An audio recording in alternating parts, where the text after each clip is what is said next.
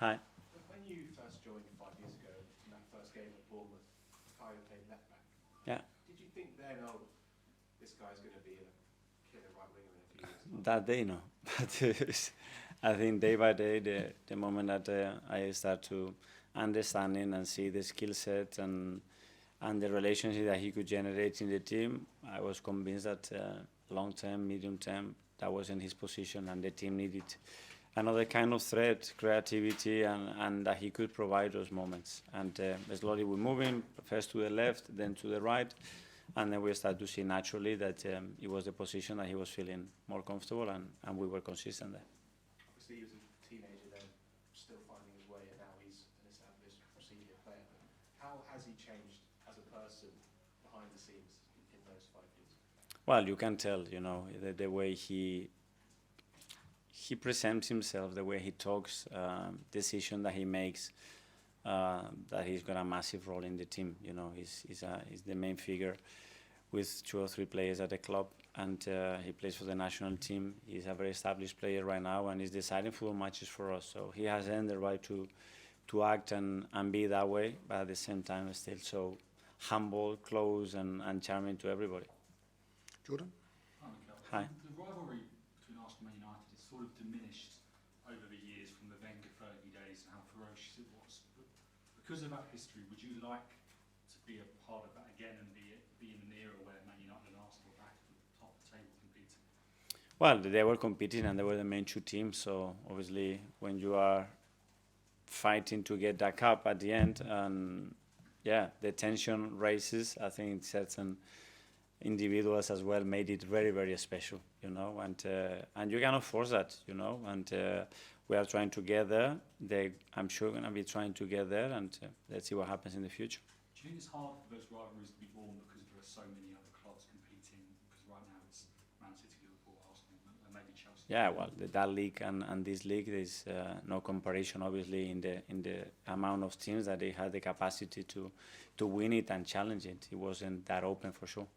And because it was Wenger versus Ferguson, there was a lot of sometimes hatred and there's a lot of bust-ups on and off the pitch, and maybe that's changed now because there are younger managers involved in the game. But do you think for the game itself and for the spectacle, it would be nice to see a bit more of that, or would you prefer habits out of the game? I don't know. I saw a lot of respect as well there, and I was lucky to have Arsene here, and the way he was talking always about Sir Alex, and his teams, and the way he conducted himself, he was top, and that was a lesson as well, because you really want to win, but as well you have to accept that the opponent can be better, or you can be better than the opponent, and you have to continuously move on. Ed, Guardian.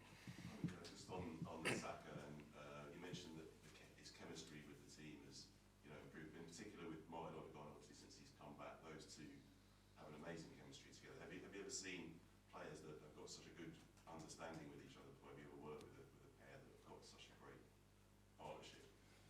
Yeah, they are, but they can be obviously in this case because there are an attacking midfielder and a winger. I've seen centre backs, I've seen midfielders between them having. I just think about Barcelona with Xavi, Busquets, and Iniesta. It was something else. They didn't even need to look at themselves. But our 2 centre backs as well. Naturally, it's a chemistry there that it's unbelievable. So try to develop those more and more, because there is something there that is very difficult to put a number to it, but it flows in a natural way. And the more relationship like this you have in the team, the better.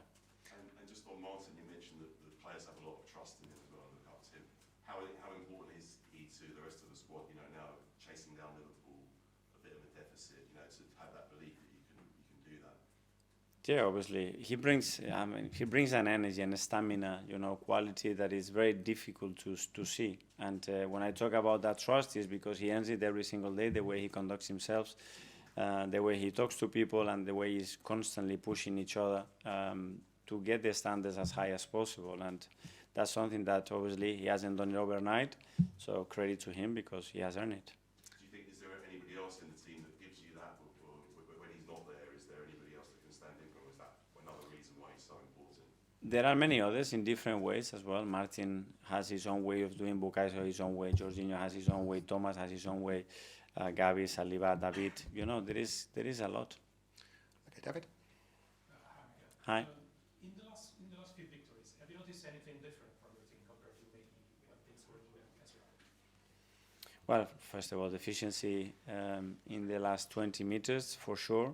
And then the fact that winning and scoring a goal, being up front, scoring 2, 3, obviously changes the dynamic of the game instead of going behind or feeling a little more restricted in certain ways after not winning a football match or two. Do you think you need to reach another level to maybe, constantly outwin Liverpool? Sorry? Do you think you as a team need to reach another level to maybe constantly outwin? Yeah, well, the level is to win, win, win, win, win, win, win, and win. That's it. So we haven't done that this season yet. We have won a lot of games, not at the level of Liverpool. So there is another level for sure. Okay, last couple now. We'll go to James first and then Alan. No, against West Ham, we saw, before Gabby's goal, we saw him kind of basically call a huddle, and he was almost like a quarterback calling the shot and saying, this is what's going to happen, this is what we're going to do. Is he just relaying information from Nicholas, or have you given him the kind of the permission or ability to be the person who calls those set plays? I wondered how that worked, because it was quite... In relation to the phase of play that we have, obviously there are certain players that are accountable to pass information, to read clues, and to understand what we have to do, and then communicate. Yeah. Is it him coming up with that? Like, is it him in that situation thinking, I think we should do this move here, or is that... Not only him, there are a few. Yeah. Just lastly, Ruben is coming into a club with great expectation, having to hit the ground running, something that you had to do coming here.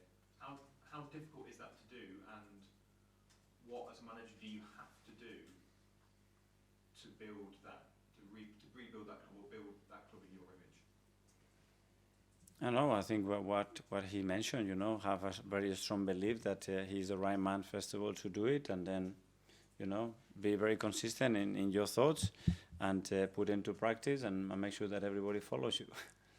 Okay, finally Alan. Is the key to the Saka and Odegaard relationship that when Martin was missing, Saka was having there was a lot more attention from defenders on him during those games, but obviously Martin being there, does that free up Saka, and is that why in the past 3 games we've seen him sort of get him up a little bit again? Well, everything has a knock-on effect, and obviously the opponent as well. I'm sure they plan to how to stop certain qualities or certain threats that we have, and our job is to try to find all the mechanism to continue to be a threat on those spaces or in other spaces. Okay, thanks everyone. Yeah, thank Thanks you. a lot.